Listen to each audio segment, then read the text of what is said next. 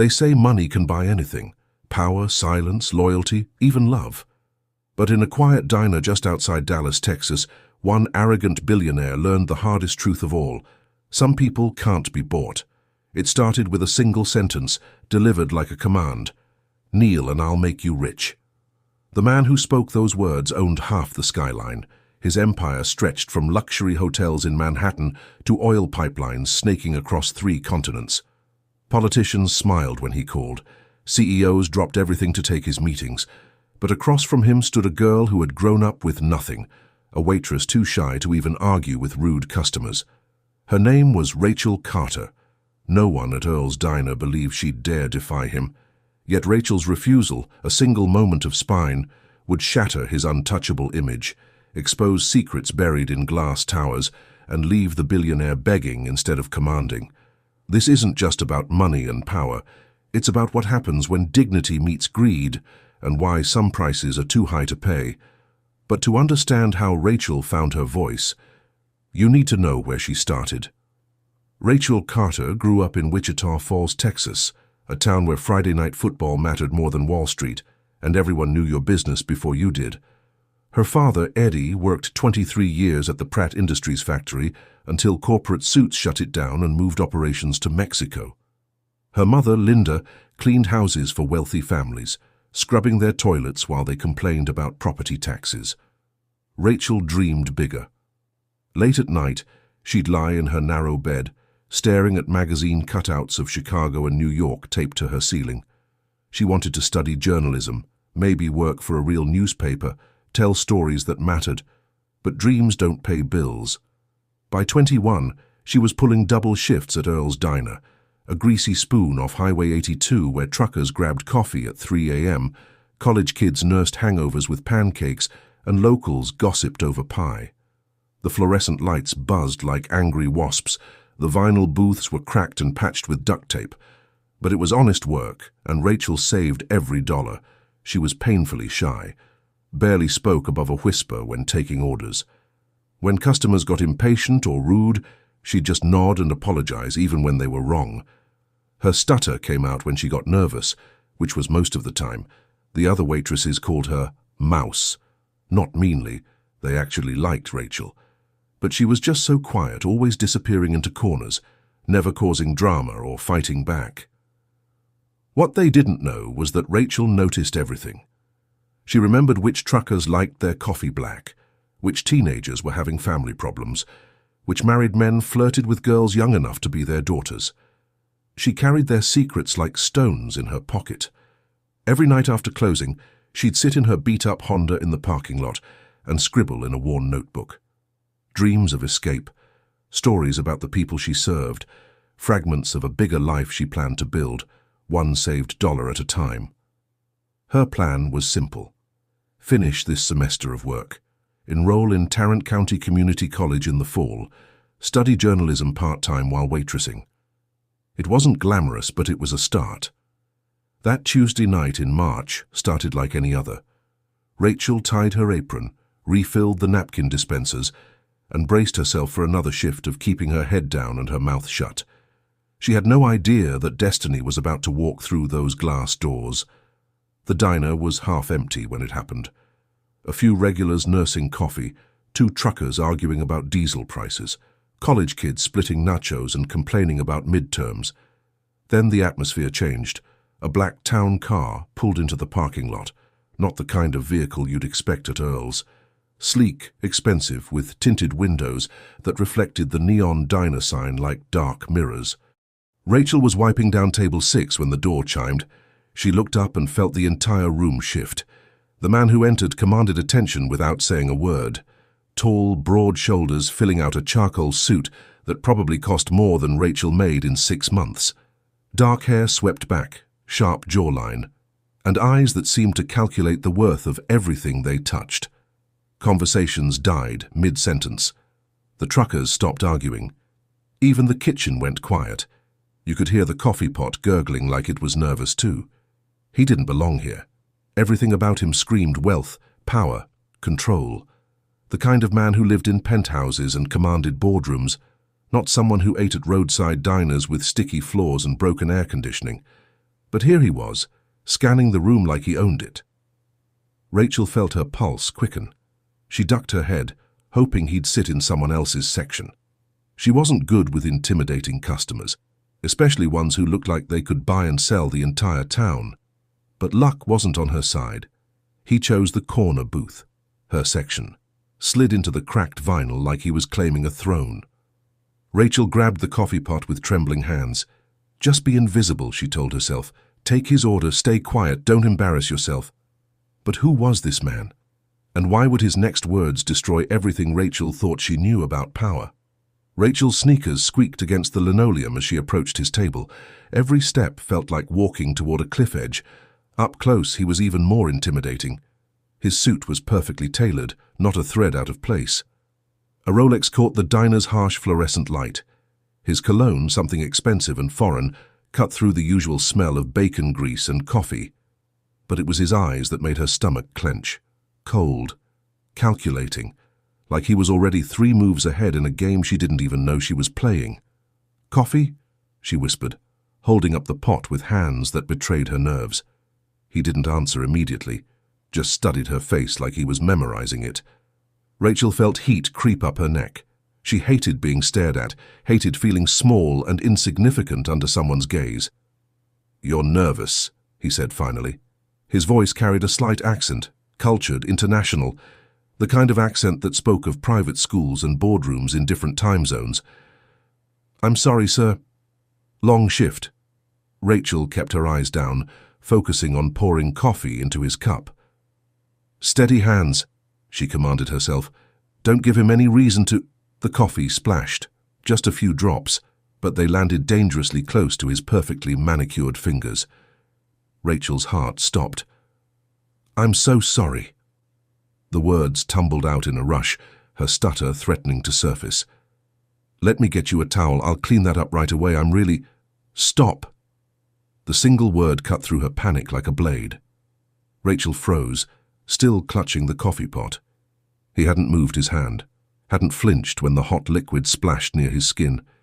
He just sat there, perfectly calm, watching her fall apart. Then he smiled. It wasn't a kind smile. "Do you even know who I am?" His voice was quiet, but somehow it filled the entire diner. Conversations at other tables died. Even the kitchen went silent. Rachel shook her head, not trusting her voice. "My name is Kareem Al-Hassan." He let that hang in the air, like she should recognize it. When she didn't react, his smile widened. "I own the Al-Hassan Group. Perhaps you've seen our hotels? The Manhattan Majesty, the Dubai Pearl." The names meant nothing to Rachel, but she could feel the weight behind them. Money. Serious money. "I own 3 airlines," Kareem continued, his voice taking on an almost hypnotic quality. 47 hotels across 6 continents. Oil refineries in Texas, real estate in London, tech companies in Singapore. With each word, Rachel felt smaller. This man controlled empires while she couldn't even pour coffee without spilling it. "I employ over 50,000 people," he said, leaning forward slightly. "Their families depend on my decisions. Politicians call me for advice. CEOs beg for my investments." The diner had become a theater, and Rachel was trapped center stage. She could feel every eye on her, the truckers, the college kids, even her co-workers peering through the kitchen window. Kareem's voice dropped to barely above a whisper, but somehow everyone heard every word. "I could buy this entire town before my coffee gets cold. This diner, your house, your family's debts, all of it, with pocket change." Rachel's hands were shaking now. The coffee pot felt impossibly heavy. "But money isn't just about buying things," Kareem continued, his cold eyes never leaving her face. "It's about power, the power to change lives with a word, to lift people up, or destroy them completely." He reached into his jacket and pulled out a leather checkbook, the kind with his name embossed in gold letters, set it on the table between them like a weapon. "I could write you a check right now that would change everything. College tuition, paid. Your parents' mortgage, gone. A new car, new clothes, a new life. All yours." Rachel's breath caught. She thought of her father's tired eyes after another rejected job application, her mother's aching back from scrubbing other people's floors, the college brochures hidden under her mattress like forbidden dreams. "All you have to do," Kareem said, his voice silk and poison, "is show me the respect I deserve." The diner held its breath. Kareem leaned back, his smile turning predatory. He gestured casually toward the floor beside his booth. "Kneel," he said, the words sharp as broken glass. "Kneel, and I'll make you rich." The silence was deafening. Rachel could hear her own heartbeat thundering in her ears. Someone's phone buzzed, loud as a gunshot in the stillness. Every person in that diner was watching, waiting. Some looked horrified, others curious, a few seemed to expect her to actually do it. This was her choice, dignity or dollars, pride or survival. Rachel had spent 21 years apologizing for existing, 21 years keeping her head down, her voice quiet, her dreams small. She'd been called mouse so many times she'd started to believe it. But standing there, with this arrogant billionaire treating her like something he could purchase, something fundamental shifted inside her chest. Maybe it was thinking of her father, who'd worked himself to the bone for a company that threw him away like trash. Maybe it was her mother, whose hands were permanently stained from cleaning up other people's messes. Maybe it was all those nights she'd sat in her car, writing stories about people who fought back instead of giving in. Rachel Carter, the girl who whispered apologies and stuttered when nervous, did something that shocked everyone in that diner. She straightened her spine, lifted her chin, looked Kareem al-Hassan directly in his cold, calculating eyes, and in a voice that was soft but crystal clear, she said, "Then I'll stay poor." The words hit the diner like lightning. Someone gasped. A coffee cup clattered against a saucer. In the kitchen, a spatula hit the floor with a metallic clang. Kareem's confident smile vanished. For the first time since walking through those doors, he looked genuinely surprised. This wasn't in his script. People didn't refuse him, especially not broke waitresses in dead-end diners. "Excuse me?" His voice had lost its smooth charm, replaced by something harder, dangerous. Rachel's heart was hammering, but she didn't back down. "I said no, sir." The silence stretched between them like a tightrope. Kareem's jaw clenched. His fingers drummed against the table, the first sign that his perfect composure was cracking. "Do you understand what you're turning down?" His voice was quiet, but there was steel underneath. "I'm offering you a fortune, a future, everything you've ever wanted." "Not everything," Rachel said quietly. "Then you're a fool." Rachel felt tears prick her eyes, but she blinked them back. "Maybe, but I'm not for sale." She turned to walk away, but Kareem's voice stopped her cold. "You'll regret this." It wasn't a warning. It was a promise. Rachel didn't look back as she walked to the kitchen, coffee pot still trembling in her hands. Behind her she heard the rustle of expensive fabric as Kareem stood, the clink of coins thrown on the table, footsteps crossing to the door. The black town car pulled away into the night, but Rachel knew this wasn't over.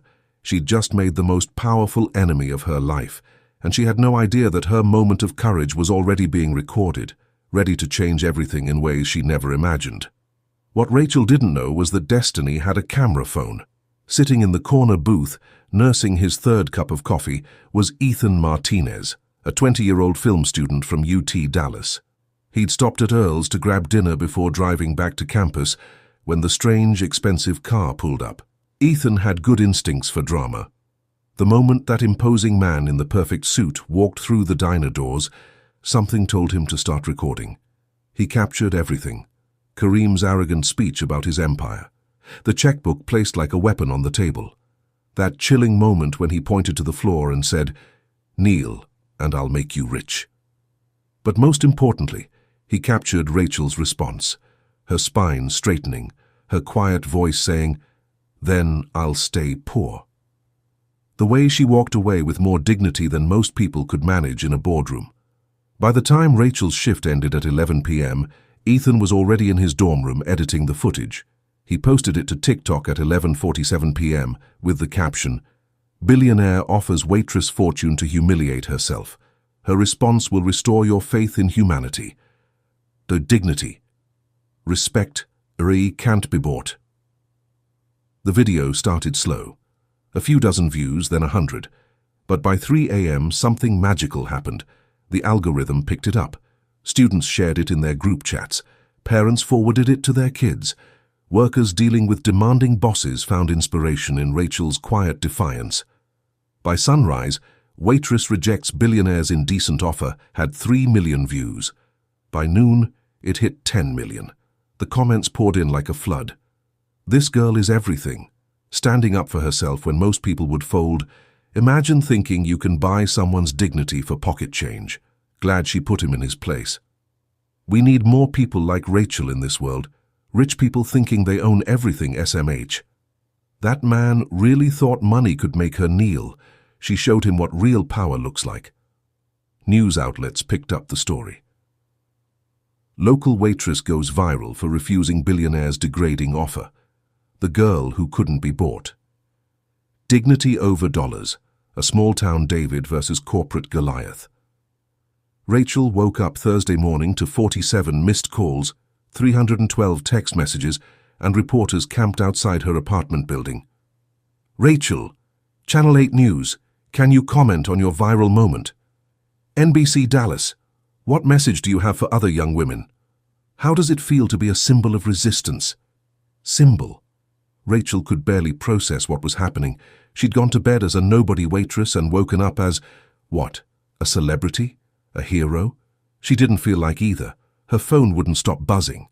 Friend requests from strangers, interview requests from TV shows. A talent agent wanted to represent her. A book publisher offered a deal. But fame has a price.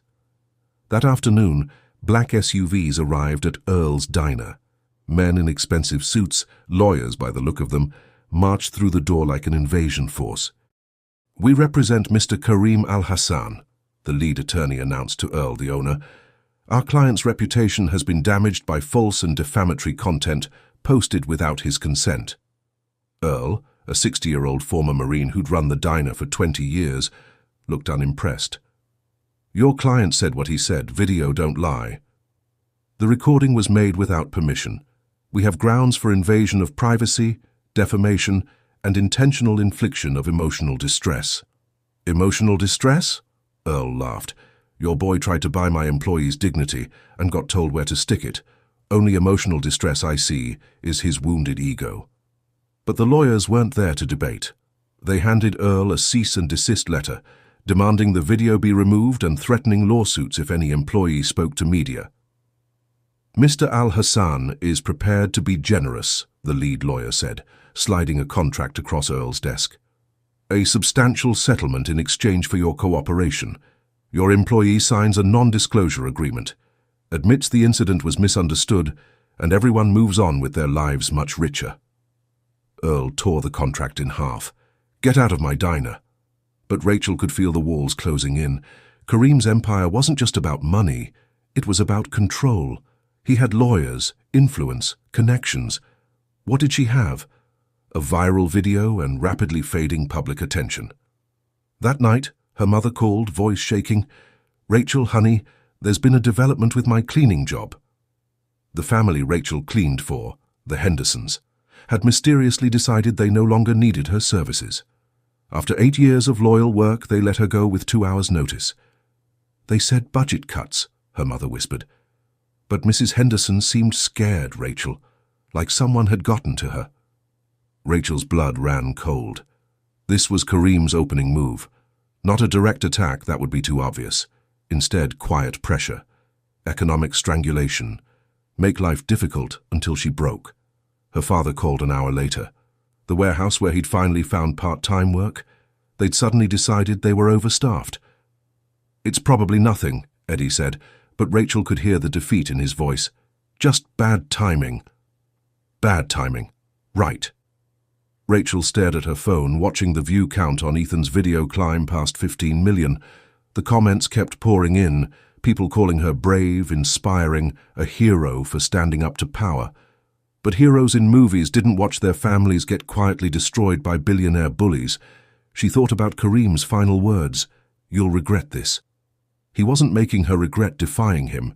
He was making her regret the consequences for everyone she loved. That's when Rachel realized this wasn't just about one moment in a diner anymore. This was war. And Karim Al-Hassan had just fired the first shot. She thought standing up once would be enough, but some battles are just beginning. Subscribe so you never miss how ordinary people fight back against the powerful. The question wasn't whether she'd keep fighting. The question was, how far would a billionaire go to destroy a waitress who dared to say no? And what would Rachel discover about her enemy that could change everything? 3 days after the lawyer's visit, Rachel's world shifted again. She was coming home from another brutal day, reporters still lurking, her family's jobs mysteriously evaporating, the weight of everyone's expectations crushing her shoulders. All she wanted was to collapse in her tiny apartment and pretend the world didn't exist. But sitting outside her door was a package, plain brown paper, no return address, her name written in careful block letters that gave away nothing about the sender. Rachel's hands trembled as she picked it up. After everything with Karim, mysterious packages felt like potential bombs. Inside her apartment, she stared at the package for 20 minutes. Part of her wanted to throw it away unopened. She'd had enough surprises for one lifetime. But curiosity won. Inside was a single flash drive and a note written on expensive stationery, the kind with watermarks and weight that screamed serious money. The note was brief. He ruined my life. Finish what I couldn't. Someone who understands. Rachel turned the flash drive over in her palm. Such a small thing, but something told her it contained enough power to level buildings. Her laptop was old, inherited from her father when he lost his job. It wheezed to life like an asthmatic trying to run a marathon. The flash drive slotted in with a soft click. What she found made her stomach drop. Hundreds of files, bank statements from accounts in the Cayman Islands, Switzerland, Luxembourg, transaction records showing millions flowing through shell companies with names like Desert Holdings LLC and Meridian Investment Group. But it wasn't just offshore accounts. There were contracts, invoices for services that didn't exist, payments to politicians labeled as consulting fees that coincidentally matched voting patterns on oil legislation. One file made her blood run cold. Texas municipal contracts, facilitation fees. Inside were records showing how Karim's companies had systematically bribed city officials across Texas to secure lucrative public works contracts. Roads, bridges, municipal buildings, all awarded to Al-Hassan Group subsidiaries through corruption. The numbers were staggering. 43 million in fraudulent contracts, 12 million in kickbacks. Public money stolen from schools and hospitals to line Karim's already stuffed pockets. But the worst part, the dates. Some of these bribes had been paid just months ago. This wasn't ancient history. This was ongoing, systematic theft from taxpayers who had no idea their money was funding private jets and penthouse apartments. Rachel's hands shook as she clicked through file after file. Environmental regulations ignored for cash. Safety inspections falsified. Workers' compensation claims buried through legal intimidation. Each document was worse than the last, but one folder made her heart race. Problem resolution, personnel files. Inside were profiles of people who had tried to expose Karim's operations, whistleblowers, journalists, competitors, former employees who'd grown a conscience. Each file told the same story: financial ruin, career destruction, legal harassment, personal threats, lives systematically dismantled by a man with unlimited resources and no moral boundaries. At the bottom of the folder was a video file labeled Final Warning, M. Rodriguez.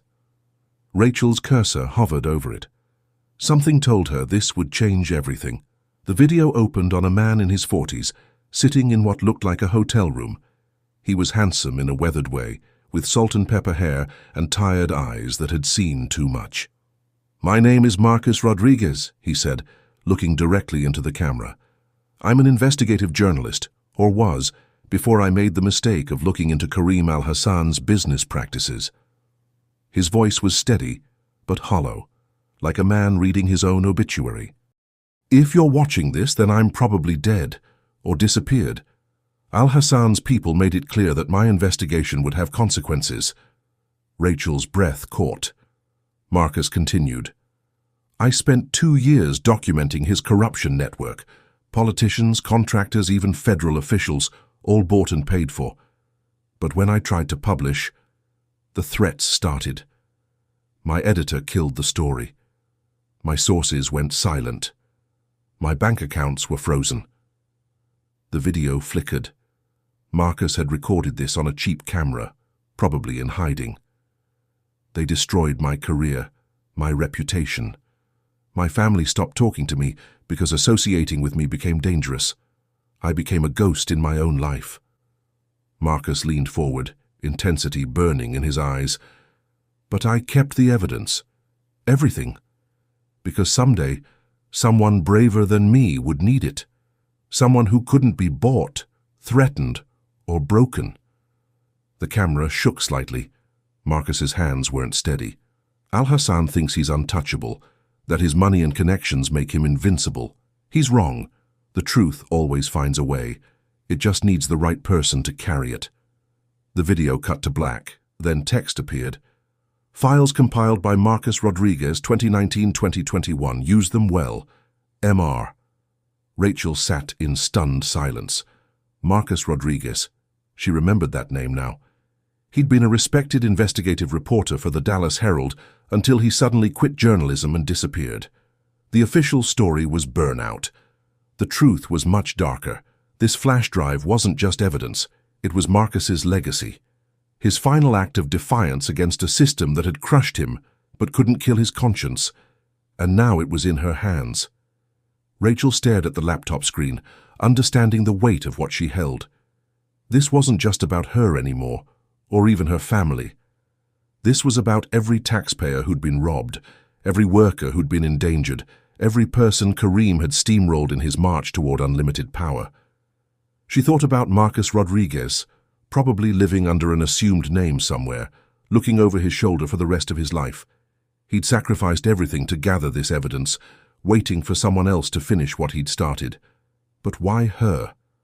Why trust a small-town waitress with information that could topple a billionaire? Then she realized, because she was the first person to publicly stand up to Kareem Al-Hassan and survive.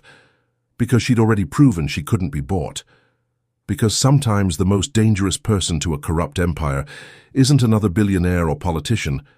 It's someone with nothing left to lose and everything to fight for. Rachel stared at the screen, knowing that what she did next would either save her or destroy everything she'd ever loved. The shy waitress who used to whisper apologies was holding proof that could bring down a financial empire. But was she ready for the war that would follow? And who else knew what Marcus Rodriguez had discovered? Rachel couldn't sleep. The flash drive sat on her nightstand like radioactive material, glowing with dangerous potential. Every time she closed her eyes, she saw Marcus Rodriguez's hollow stare, heard his warning about what happened to people who crossed Kareem Al-Hassan. By 3 a.m. she gave up on rest. She needed advice from someone she trusted. Tom Willis had been Earl's night manager for 8 years. He'd hired Rachel, trained her, covered her shifts when she got sick. When customers got too handsy or rude, Tom stepped in. He was like the protective older brother she'd never had, steady, reliable, safe. If anyone would know what to do with information this explosive, it was Tom. She called him at dawn. Tom, can you meet me at the diner early, before the morning shift? I need to talk to someone I trust. His voice was groggy but concerned. Rachel? Everything okay? The reporters still bothering you? It's bigger than that. I can't explain over the phone, but I found something about him, about Kareem. A pause, then, I'll be there in 20 minutes. We'll figure this out together.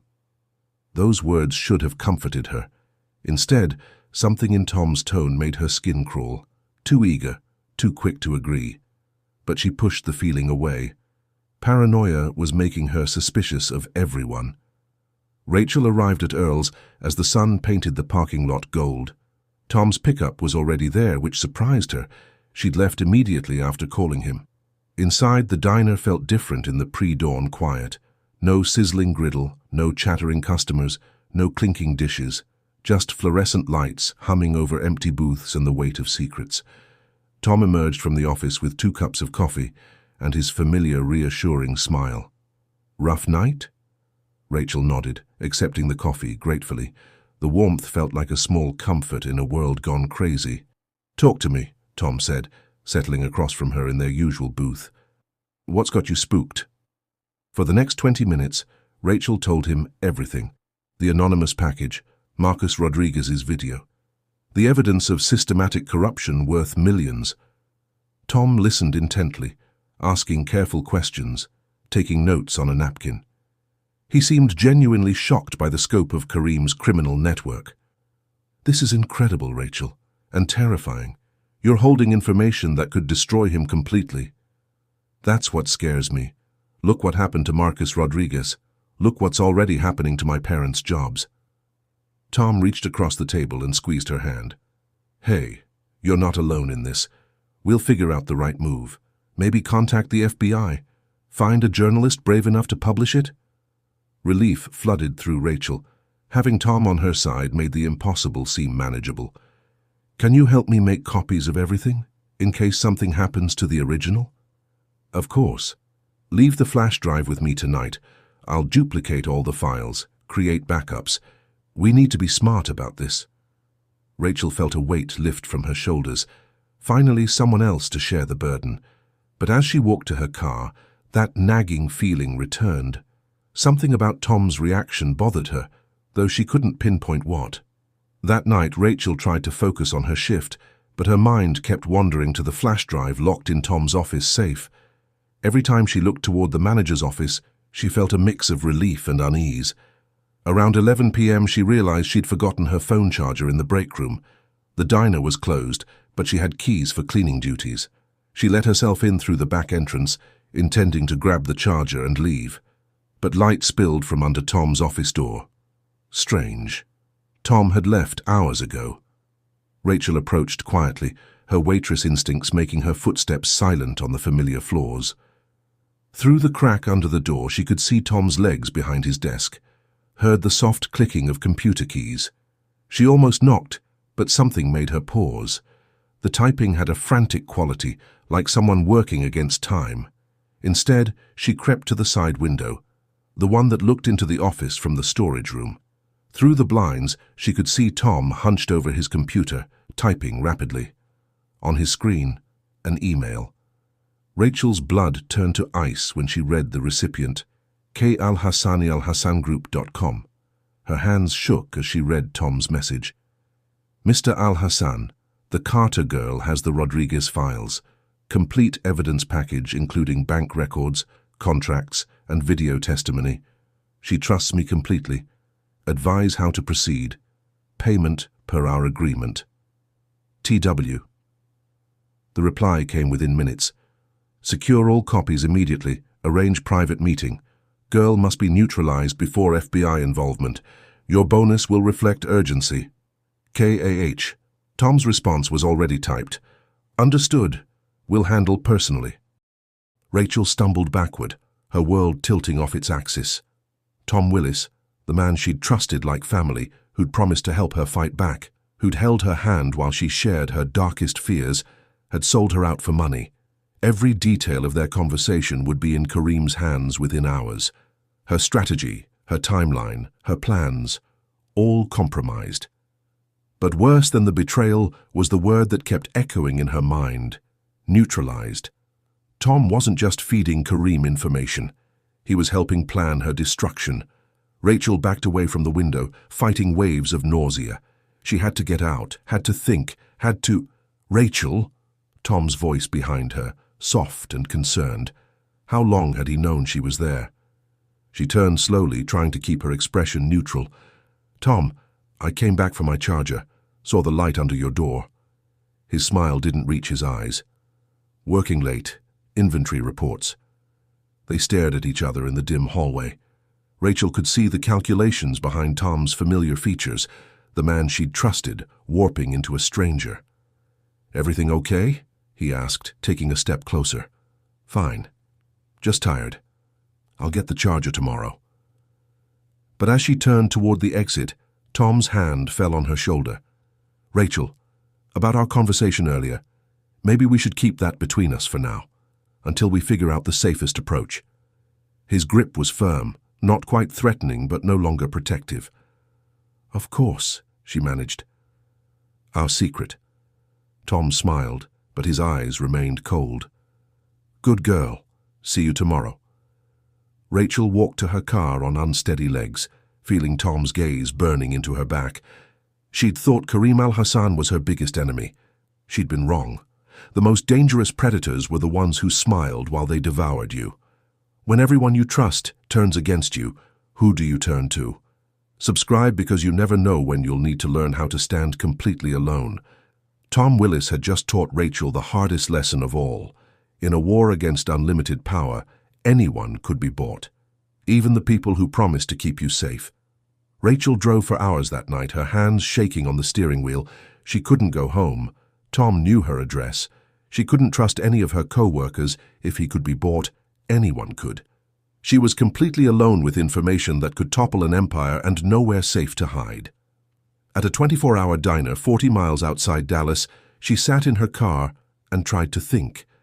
The flash drive felt like a bomb in her pocket. Every passing car made her jump. Every stranger's glance felt like surveillance. But sitting in that parking lot, something clicked. Marcus Rodriguez hadn't given up when Karim's machine crushed his life. He'd spent 2 years building an airtight case, knowing he might never see justice. If he could be brave, so could she. Rachel pulled out her phone and started researching. Marcus had worked for the Dallas Herald before disappearing. Maybe his old colleagues would remember him. Maybe someone still cared about the truth. One name kept appearing in search results: Elena Vasquez, investigative editor at the Herald. Every major corruption story in Texas for the past decade had her byline or guidance. At 6 a.m., Rachel found Elena's office number and called, expecting voicemail. Instead, a sharp voice answered. "Vasquez." "Ms. Vasquez, my name is Rachel Carter. I think I have information about a story Marcus Rodriguez was working on before he left." Long pause. Then, "Where are you calling from?" "A diner outside Dallas. I have evidence about Karim al-Hassan's corruption network. Financial records, bribes, everything Marcus compiled." Another pause. "Meet me at Café Luna on Elm Street in 1 hour. Come alone. Bring everything." Elena Vasquez looked like someone who'd seen every lie politicians could tell and journalists could write. Mid-50s, silver hair pulled back severely, eyes that missed nothing. She studied Rachel across the cafe table with professional skepticism. "You're the waitress from the viral video." "Yes, Mom. And you claim to have Marcus Rodriguez's files. Marcus disappeared 3 years ago. His investigation was killed by legal pressure and threats." Rachel slid the flash drive across the table. "He left this for someone to find, someone who couldn't be bought." Eleanor plugged the drive into her laptop. As she scrolled through the files, her expression shifted from skepticism to amazement to anger. "Jesus Christ," she whispered. "Marcus actually did it. He documented everything." For the next 2 hours, Eleanor reviewed the evidence while Rachel told her story. The older woman's respect for her grew with each detail. "This is Pulitzer-level investigative work," Eleanor said finally.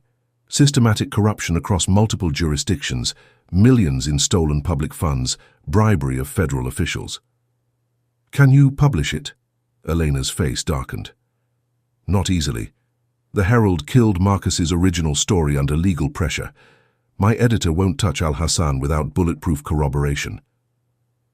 Rachel's heart sank. Even with smoking gun evidence, Karim's influence could silence the truth.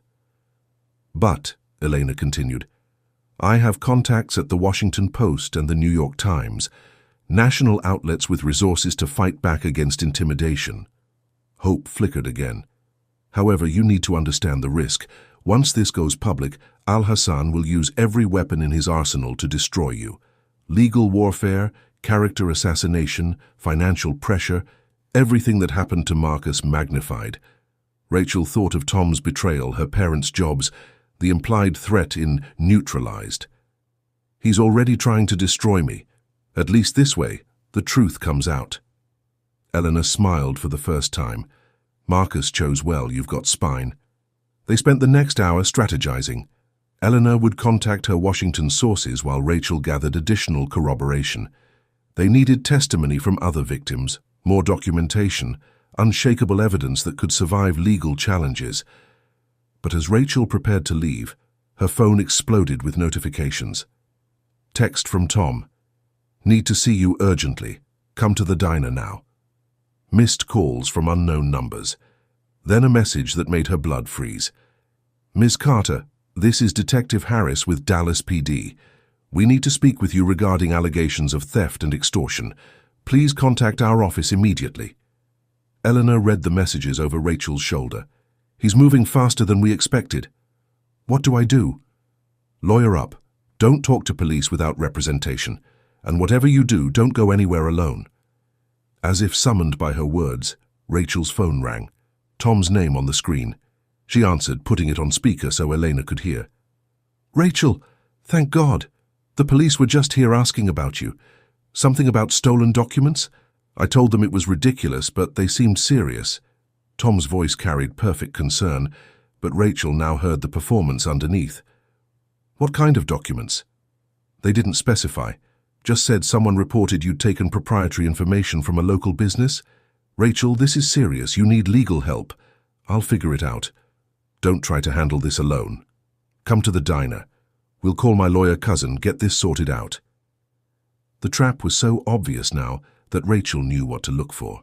Tom trying to lure her to an isolated location where Kareem's people could handle the neutralization personally. I can't right now, Tom. I'll call you later. She hung up before he could respond. Eleanor was already making calls. I'm activating every contact I have. We're going public tonight before he can frame you for crimes you didn't commit. Rachel nodded, but her hands were shaking again. The shy waitress who'd once whispered apologies was about to take on a billionaire's entire corruption network. What if we lose? Elena's smile was grim but determined. Then we lose fighting. Marcus Rodriguez died believing someone would finish his work. Don't let his sacrifice be meaningless. That afternoon, Elena's contacts confirmed what they'd suspected. The Washington Post would run the story, but they needed 48 hours to verify everything and prepare for legal challenges. 48 hours Rachel might not have. As she left the cafe, every shadow seemed to hide threats. Every car might contain Kareem's people. She was racing against time, corruption, and unlimited resources, but for the first time since Tom's betrayal, Rachel wasn't running scared. She was running toward justice. Eleanor's Washington Post contact was David Chen, a Pulitzer winner who'd brought down senators and CEOs. When he reviewed Marcus's files, his first words were, "This is bigger than we thought." Over a secure video call from Elena's apartment, David explained what they'd uncovered in the past 24 hours. Your boyfriend Kareem isn't just bribing local officials. We're tracking money flows to 3 federal agencies, 2 foreign governments, and a Supreme Court justice's wife's consulting firm. Rachel's coffee went cold in her hands. Supreme Court. Justice Morrison's wife received $2.3 million in speaking fees from Al Hassan shell companies. Coincidentally, Morrison cast the deciding vote on 2 energy regulation cases that saved Al Hassan Group billions. Elena leaned forward. Can we prove direct connection? David nodded grimly. Payment dates match case filing dates perfectly. Either it's the most convenient timing in history, or we're looking at the systematic purchase of American justice. But the international connections were even more disturbing. Al Hassan's been laundering money for arms dealers in Syria, drug cartels in Colombia, and human traffickers in Eastern Europe. His luxury hotels are fronts for money-cleaning operations. Rachel felt sick. The man who'd tried to make her kneel wasn't just corrupt. He was facilitating global violence. There's more, David continued. We found Marcus Rodriguez. Elena went rigid. Found him? Living under the name Martin Rivera in Portland. Construction worker, completely off-grid. I convinced him to talk. The screen split to show a second video feed. Marcus Rodriguez looking older and haunted, his eyes constantly checking the background. Rachel, Marcus said, his voice carrying 3 years of fear and regret. I'm sorry you got pulled into this, but I'm glad someone finally had the courage I lost. What happened to you? Rachel asked. They destroyed everything systematically. Career, Reputation, family relationships. My own daughter wouldn't speak to me because they convinced her I was mentally unstable. Marcus's pain was raw even through the screen, but the worst part was watching them continue. Every month, more public money stolen, more safety violations covered up, more lives destroyed while I hid like a coward. "You're not a coward," Rachel said firmly. "You built the case that's going to stop him." Marcus managed a weak smile. "Maybe, but you're the one finishing it." Over the next hour, Marcus provided additional context for the documents. Names, dates, locations where meetings occurred. Elena and David cross-referenced everything with public records, building an ironclad timeline of corruption. But Rachel's transformation was the most remarkable part. The shy waitress who'd once struggled to take orders was now coordinating with national journalists, analyzing financial records, strategizing media campaigns. "We need more victims," Rachel said during a planning session. "People Al-Hassan hurt who might testify." Elena had been thinking the same thing.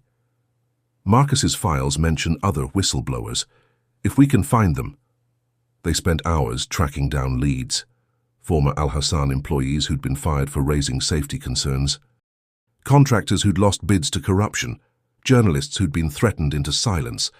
Most were too scared to go on record, but 3 agreed to anonymous testimony. A former accountant who'd witnessed money laundering, a safety inspector who'd been bribed to ignore violations, and a political aide who'd delivered cash payments. Each testimony added another nail to Karim's coffin. But as they built their case, Karim was building his counterattack. Rachel's phone rang constantly with unknown numbers. Her credit cards were mysteriously cancelled. Her apartment landlord received anonymous tips about illegal activities in her unit. Then came the news that made everything personal. Elena's face was grim as she delivered the update. "Your father was arrested this morning." Rachel's world tilted. "What?" "Drug possession. Police found cocaine in his truck during a routine traffic stop." "That's impossible. Dad doesn't even drink." "I know, but they're holding him on $50,000 bail. Your family can't afford it." Rachel understood immediately. Karim was sending a message. Back off, or your family pays the price. But instead of breaking her, the threat crystallized Rachel's resolve. "How long until the story runs?" David checked his watch. 18 hours. "We're doing final fact checks now." "Make it 12. I'll get you whatever additional confirmation you need." Elena looked concerned. "Rachel, they're playing hardball now. Are you sure you want to—" "They framed my father for drug dealing," Rachel interrupted, her voice steel hard. "The same man who won't even take aspirin without reading the warning label twice." She stood pacing Elena's small apartment with newfound energy. "Marcus, how many families did Al-Hassan destroy while you were building this case?" Marcus's voice was quiet. "Hundreds, maybe thousands." "Elena, how many stories about corruption never get published because rich criminals intimidate everyone into silence?" Elena nodded slowly. "Too many." Rachel faced the camera, addressing David directly. "Run the story in 12 hours. I'll handle whatever comes next." Sometimes the quiet ones become the loudest when they finally find their voice. Subscribe so you're here when underdogs become warriors. The shy waitress was gone. In her place stood someone who'd learned that dignity wasn't just about personal pride. It was about protecting everyone who couldn't protect themselves. Karim Al-Hassan had made one crucial mistake. He'd assumed Rachel would break like everyone else. Instead, she'd become unbreakable. In 12 hours, the world would know why. At 6 a.m. Eastern, the Washington Post published the story that shook America. The headline read, "Empire of Corruption: How Billionaire Karim Al-Hassan Bought American Justice."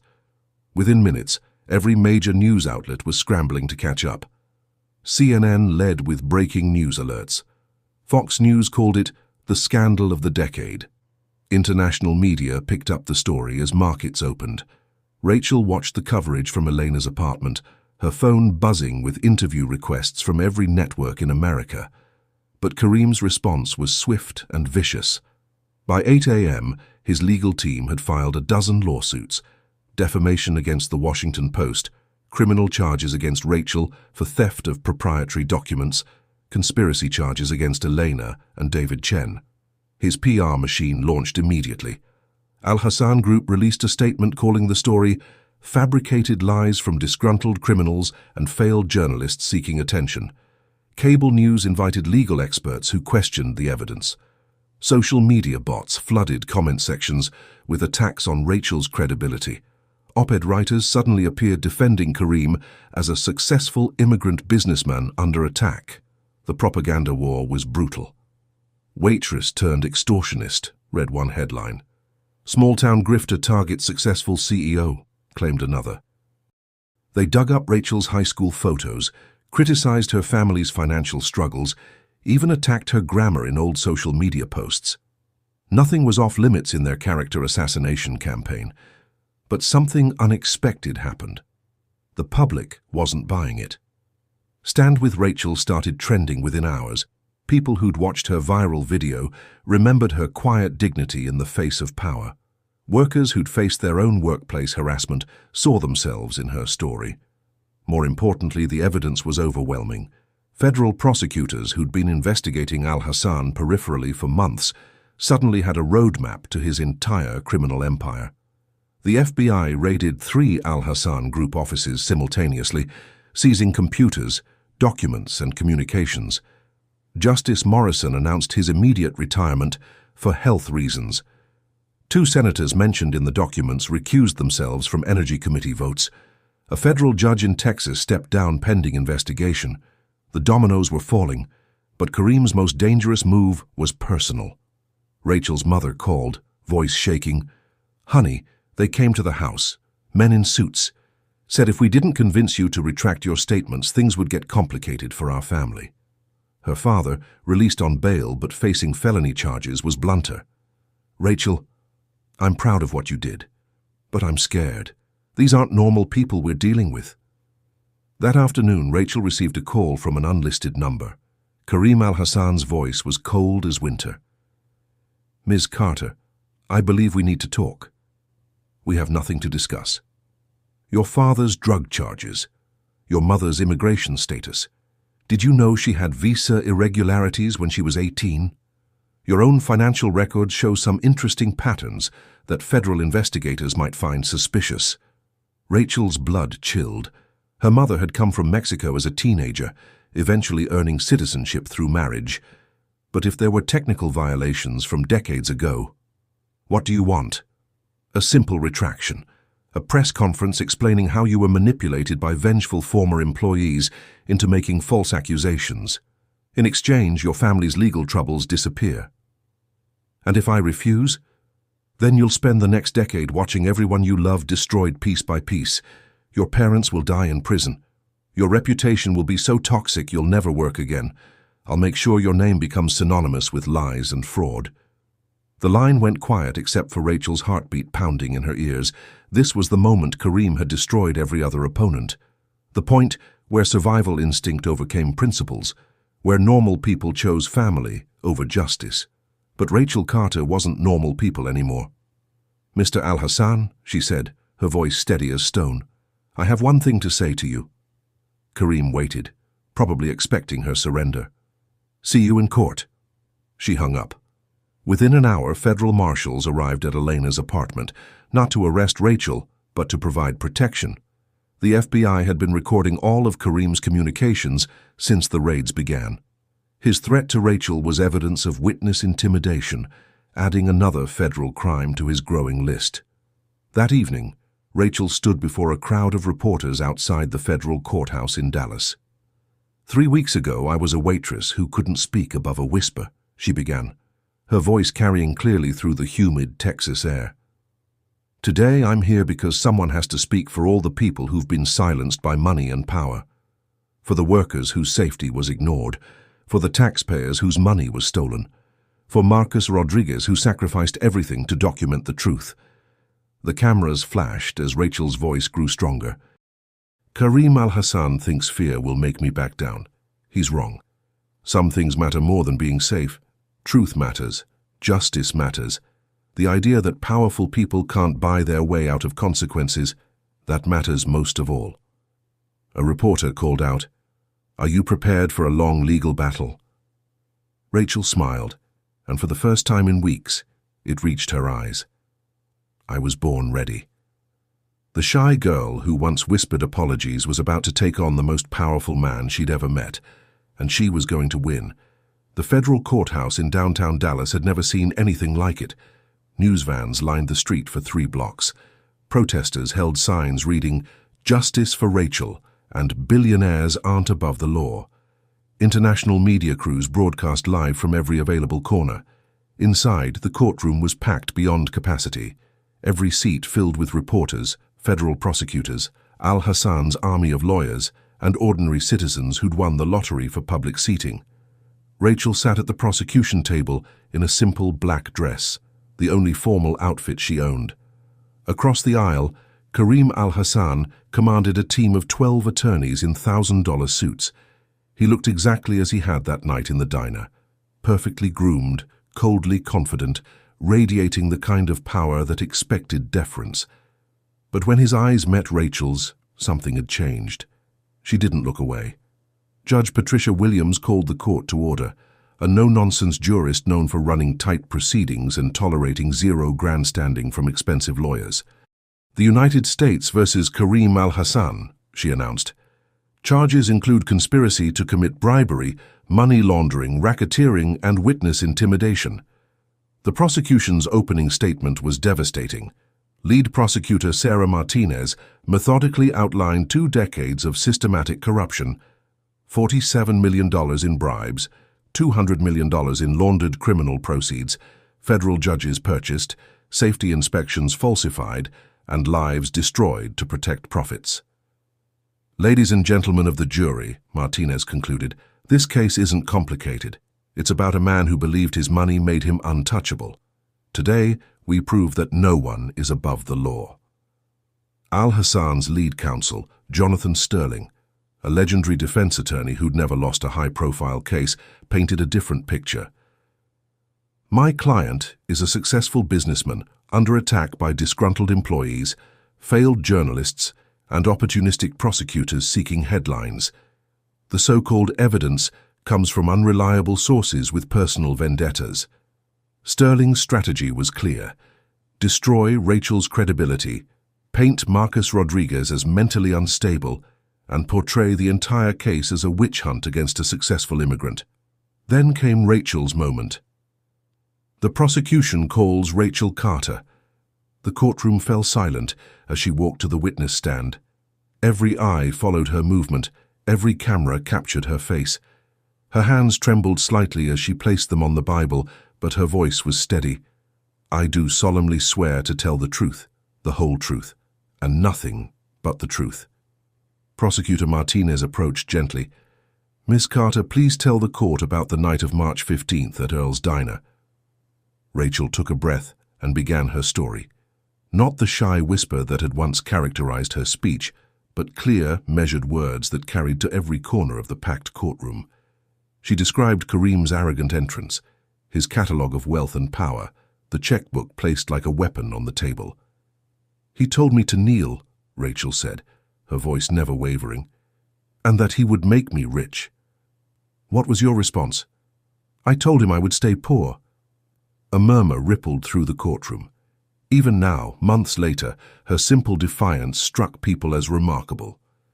Martinez continued, "Why did you refuse his offer?" Rachel looked directly at Kareem as she answered, "Because some things aren't for sale. Respect isn't for sale. Dignity isn't for sale. The right to stand up straight and look yourself in the mirror, that's not something you can buy." The cross-examination was brutal. Sterling attacked every aspect of Rachel's character: her family's financial struggles, her limited education, her lack of business experience. "Miss Carter, isn't it true that you saw an opportunity to extort money from a successful businessman and fabricated this entire story?" "No, sir." "Isn't it true that you conspired with Marcus Rodriguez to steal confidential documents?" "The documents were given to me by someone who wanted the truth exposed. Someone conveniently anonymous. How convenient for your story. Sterling's voice dripped with condescension, clearly trying to intimidate her back into the shy mouse she'd once been. But Rachel had faced down billionaires and FBI raids and death threats. Her expensive lawyer wasn't going to break her. "Mr. Sterling," she said calmly, "I understand you're paid to defend your client, but attacking me won't change what he did." The gallery stirred. Even some of Al-Hassan's lawyers looked impressed. Sterling tried a different approach. "Ms. Carter, do you realize the damage your accusations have caused? Jobs lost, companies destroyed, families affected?" Rachel's eyes flashed. "Yes, sir. I think about Marcus Rodriguez's family, destroyed because he tried to expose corruption. I think about every worker whose safety was ignored for profit. I think about every taxpayer whose money was stolen." Her voice grew stronger with each word. "And I think about every person who was too scared to speak up because they knew what happened to people who challenged power. That damage was caused long before I walked into this courtroom." The courtroom was dead silent. Judge Williams had to gavel for order as spectators began to applaud. Sterling's final gambit was personal. "Ms. Carter, if you could go back to that night in the diner, knowing everything that's happened since, would you make the same choice?" Rachel didn't hesitate. "Yes, sir, every single time." "Even knowing the cost to your family? Your father's arrest? Your mother's threats? Your own safety?" "Especially because of that," Rachel said, her voice ringing with conviction. "Because if we don't stand up to bullies, they never stop bullying." She turned to face the jury directly. "I was a waitress who couldn't speak above a whisper. But I learned something that night. Courage isn't about not being scared. It's about doing what's right, even when you are scared." The prosecution rested with Marcus Rodriguez's video testimony and financial expert analysis, proving systematic money laundering. The defense crumbled as witnesses refused to commit perjury for Kareem's sake.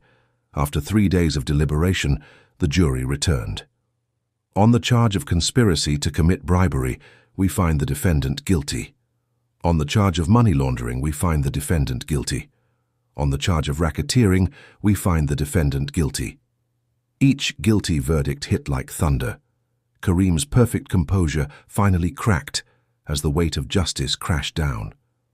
As federal marshals placed handcuffs on the man who'd once commanded empires, Rachel felt a hand on her shoulder. Eleanor smiled through tears. "You did it, kiddo." This is what happens when ordinary people refuse to back down. Subscribe because the world needs more stories like this one. But the most powerful moment came as Kareem was led away in chains.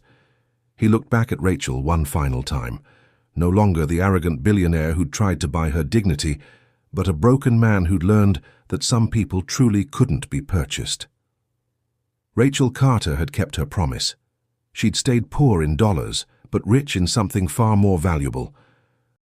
6 months later, Rachel Carter stood in the same spot where it all began, Earl's Diner.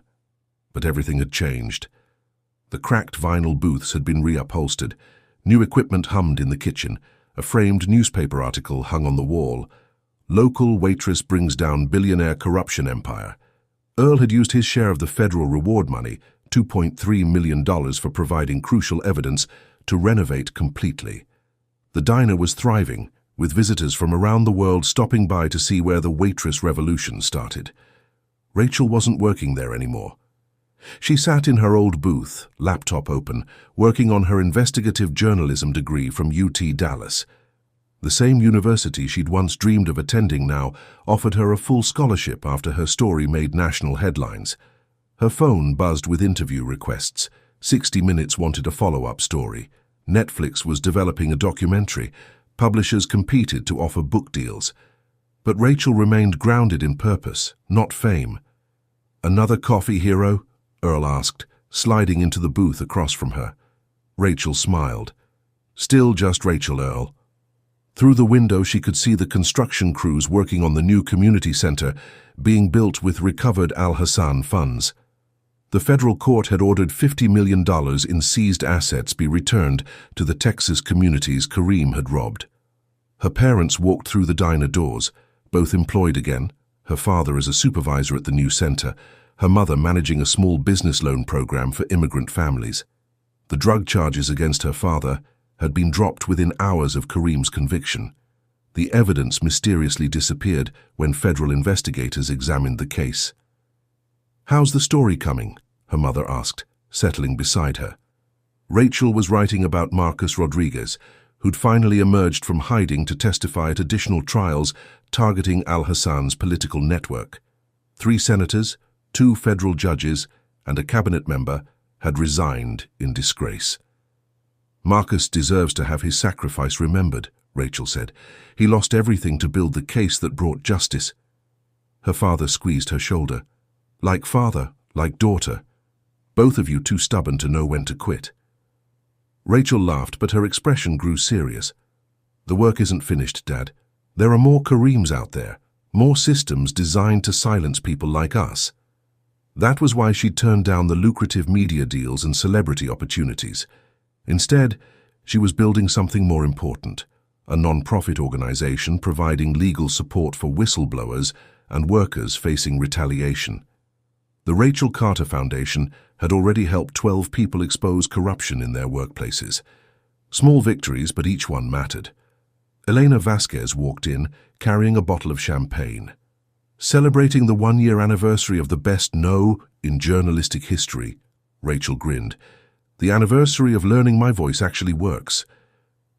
Eleanor had won the Pulitzer Prize for her coverage of the Al-Hassan scandal, but more importantly to Rachel, she'd used the recognition to launch a new investigative unit focused on corporate corruption. "Any regrets?" Elena asked, settling into the booth. Rachel looked around the diner where her transformation began. At the booth, where a billionaire had tried to buy her dignity. At the counter where she'd whispered orders and apologized for existing. "Just one," Rachel said. Eleanor raised an eyebrow. "I regret that it took me 21 years to find out what I was capable of." Outside, a group of tourists pressed against the window, taking photos of the famous booth where Rachel had made her stand. Some held signs. "We stand with Rachel," and "Dignity over dollars." Elena raised her champagne glass. To the shy waitress who became a warrior, Rachel lifted her coffee mug to meet it. To everyone who's still finding their voice. The glasses clinked, echoing in the diner that had witnessed the birth of a movement. That evening, Rachel stood before a crowd at the University of Texas, delivering a speech to journalism students. "A year ago, I couldn't order pizza over the phone without stuttering," she began, earning laughs from the audience. "Today, I'm here to tell you that courage isn't a personality trait you're born with. It's a muscle you build by using it." Her voice carried clearly through the lecture hall, no microphone needed. "Some of you will investigate corruption. Others will expose injustice. All of you will face moments when powerful people try to silence you with money, threats, or intimidation." She paused, thinking of Kareem in his federal prison cell, Marcus Rodriguez finally sleeping peacefully, and everyone still fighting their own battles against impossible odds. When that moment comes, remember this: they can buy politicians, judges, and headlines, but they cannot buy your conscience, they cannot buy your courage, and they absolutely cannot buy your refusal to kneel. The standing ovation lasted 5 minutes.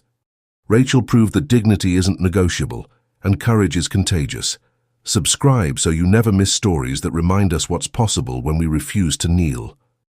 Later that night, Rachel sat in her apartment, reading letters from people around the world who'd found their own courage through her story. A factory worker in Ohio who'd reported safety violations, a teacher in Georgia who'd exposed school board corruption, a nurse in California who'd revealed patient abuse. Each letter ended the same way. "Thank you for showing us that ordinary people can win." Rachel smiled, remembering the scared girl who'd once poured coffee with shaking hands. That girl was gone, replaced by someone who understood a fundamental truth. The most powerful weapon against corruption isn't money or connections. It's the simple refusal to be bought. And in a world where everything seemed for sale, that refusal was revolutionary.